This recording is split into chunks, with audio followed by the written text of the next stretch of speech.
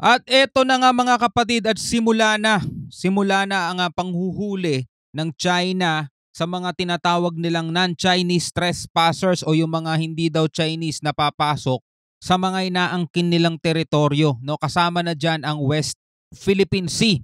Pero ang sabi ng AFP ay tinitiyak nila ang proteksyon sa mga mangingisdang Pilipino. Mga kapatid, yan ang ating panonoorin. Bibigyan natin to ng reaction video. Bibigyan natin to ng commentary. Samahan ninyo ako mga tol. Pwede kayong magbigay ng inyong opinion at komentaryo sa ibaba. Itong balitang panonoorin natin ay mula sa UNTV News mga tol and Rescue. So wag na natin patagalin pa. Panoorin na natin to. Kasabay ng pagsisimula ng implementasyon ng China sa kanilang bantang panghuhuli sa mga umano'y trespasser sa kanilang inaangking teritoryo sa South China Sea ngayong araw June 15.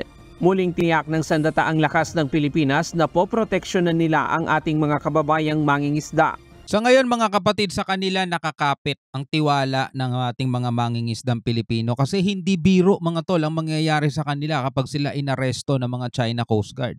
Biruin mo halimbawa isa kang padre de pamilya, papalaot ka, di ba, para may maipakain ka sa iyong asawa at mga anak kung ilan man ang anak mo. Tapos biglang hindi ka babalik ng ilang buwan dahil na-aresto ka na pala nitong China Coast Guard. Sa anong dahilan? Nasa loob ka ng exclusive economic zone ng bansa mo. Pero dahil nga sa mga angkin, mananakop, mapapalayo ka sa pamilya mo ng matagal na panahon. At hindi natin alam kung ano pwedeng mangyari sa'yo sa kamay nitong mga Chekwa, mga tol. Kaya yan ang pinapangambahan din ng mga mangingisdang Pilipino na sana mga tol ay maproteksyonan talaga ng ating otoridad mga kapatid. No? Dahil ito lang talaga inaasahan nila, ipambubuhay nila sa pamilya nila. Kung ito mawawala pa sa kanila, baka mawalan na rin talaga sila ng tuluyang pag-asa at mawalan na rin sila tuluyan ng tiwala pa sa ating gobyerno kung talagang kaya ba silang proteksyonan. Diba? So dito tayo magkakasukatan talaga ngayon. Ayon kay AFP Chief of Staff General Romeo Browner Jr., walang dapat ikatakot ang ating mga kababayang mangingisda sa West Philippine Sea dahil nandyan ang sandataang lakas at iba't ibang sangay ng pamahalaan para sa proteksyon nila. No, atin pong itong exclusive economic zone na ito, we have the right to exploit the resources in it. Tama, di ba? Atin yan Exclusive economic zone natin yan. Kaya masakit mga tol, hindi lang para sa mga mangingisdang Pilipino, kundi para sa mga normal na Pilipino tulad natin mga tol. Yung mababalitaan natin, ang isang kababayan nating mangingisda ang aarestuhin ng mga banyagang bansa o partikular nitong China. Saan? Sa anong kaso? Trespasser daw. Saan? Sa mismong exclusive economic zone natin mga tol. Masakit isipin yun. Kaya sana talaga magawan ng paraan ng gobyerno o ng ating AFP na talagang totoong maproteksyonan talaga sila, di ba? Area. Right. So, kaya po dapat ay hindi matakot yung ating mangingisda. Anyway, nandyan po ang inyong Armed Forces of the Philippines, ang ating Philippine Navy. Pati na rin po ang Philippine Coast Guard ay nandyan. So, marami po tayong mga pinag-uusapan ngayon na mga hakbangin na nagagawin in order for us to protect our fishermen. Hinikayat ng general ang mga mangingisda na huwag matakot at magpatuloy lamang sa kanilang regular na pangingisda sa exclusive economic zone ng bansa. Good. Ayon kay General Browner, may ginagawa na silang kaukulang paghahanda hinggil dito. So tayo naman sa Armed Forces of the Philippines, we have made some preparations. Kasama po natin dito yung Philippine Coast Guard, Philippine National Police, yung PFAR, and the other agencies who are concerned also. Kasi lagi natin nakikita mga tol, di ba? Whenever na nagkakaroon ng mission dyan, etong China masyadong agresibo, hinaharang, binabangga, wina-water cannon tayo. At ang Coast Guard natin, AFP natin, hindi pumapalag, di ba? Ngayon, sa pagkakataong to, hindi to basta water cannon lang mga aresto sila mga tol. At madedete na sila ng ilang buwan, ay ilang araw, 60? 60 days ba? O 90 days? Napakatagal nun mga tol. Napakatagal no na mawawalay ka sa pamilya mo at syempre asawa at anak mo at mag-aalala ng husto yun, nasang ka na, di ba? Kamusta? Kaya dito talaga mga kapatid, sana no, hindi ito yung tinatawag na pwedeng mag-meet siya o magpasiklab ng talagang banggaan, standoff kumbaga. Kasi halimbawa mga tol, andyan dyan ng Coast Guard natin, andyan dyan ng AFP natin. Sinabi ng AFP natin, ituloy nyo lang yung pangingisda nyo, huwag kayong matakot.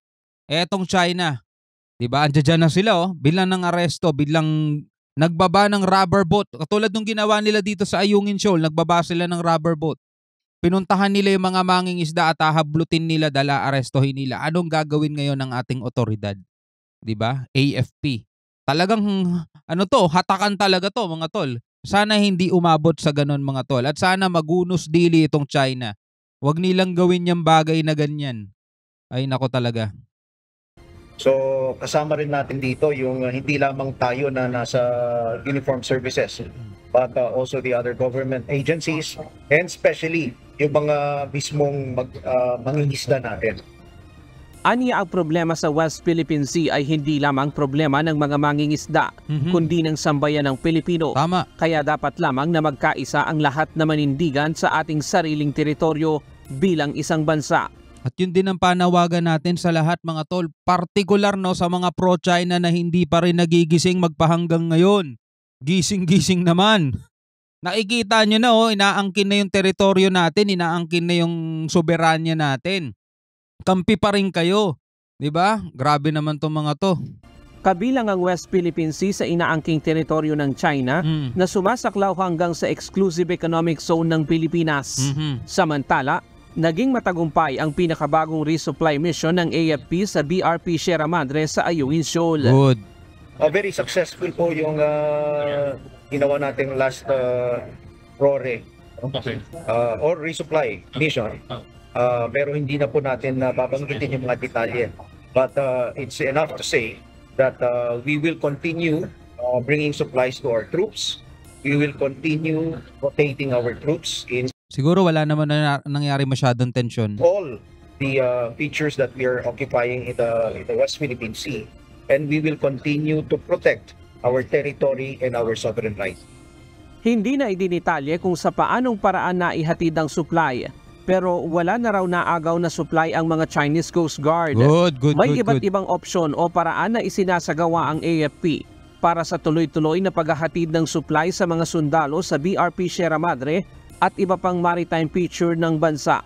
Actually nitong nakaraan na resupply mission ng AFP sa sa Sierra Madre, kung hindi pa maglalabas yung China na tinutukan daw sila mga tol ng armas ng mga sundalo natin sa Sierra Madre, hindi pa natin malalaman kung ano yung ginawa nila kasi hindi rin ilalabas yung pang-counter doon sa bintang ng China na tinutukan daw sila ng mga armas ng mga sundalo sa BRP Sierra Madre. Doon pala ngayon kumilos yung Coast Guard natin at naglabas ng sarili nating video ng Navy natin. Naglabas ng sariling video na eto, inaagaw ng China yung supply at yung nakuha nila, tinignan nilang supply pala ng pagkain, tinapon nila sa dagat. 'Di ba? Kasi nangyari 'yun May 19. Tapos nabalitaan natin 'yun June 6 na. Kasunod 'yun nung naglabas ng balita ang China na tinutukan daw sila mga tol.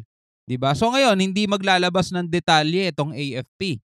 Siguro pinanghahawakan lang nila 'yan, Kasi pwede nilang gamitin ulit yan pang counter if ever na nangharas na naman ng China at maglalabas sila ng balita nila, kakounterin natin yon. Siguro ganun na mangyayari. Kasabay ang pagtiyak na hindi lalala ang sitwasyon sa lugar. We made sure na hindi na po maagaw yung mga supplies natin. But at the same time, we are also careful na hindi naman mag-escalate yung situation dahil ang hangarin po ng inyong armed forces, ng ating bayan, as stated by our president, is that dapat ay pigilan natin ang gera. No? We have to prevent war. Tama. But at the same time, we have to exert our rights in the West Philippines. Tama. Ryan Lacanlale, UNT. Magaling yung sinasabi rito ni General Bronner. Pero dito nga June 15 ngayon, araw ng Sabado mga tol. Ito na yung araw na ipapatupad na ng China yung panghuhuli nila ng mga tinatawag nilang non-Chinese na magiging trespassers nga sa mga inaangkin nilang teritoryo. At ang sabi nga ng AFP, huwag kayong matakot mga mangingisdang Pilipino, mangisda lang kayo.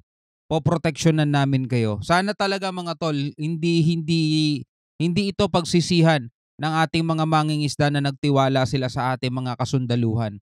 At sa bandang parte na yan, kapag talaga naproteksyonan Well, di naman tayo duda no? Di naman tayo duda sa AFP na mapoproteksyonan nila. Pero pag eto na ipakita sa sambayan ng Pilipino na talagang protektado ng ating mga kasundaluhan itong ating mga mangingisda laban sa mga ganid at mapang-angking bansa, talagang alam mo yon, saludo at taas noo tayo para sa kanilang lahat.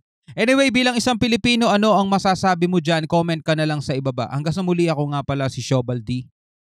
Peace out.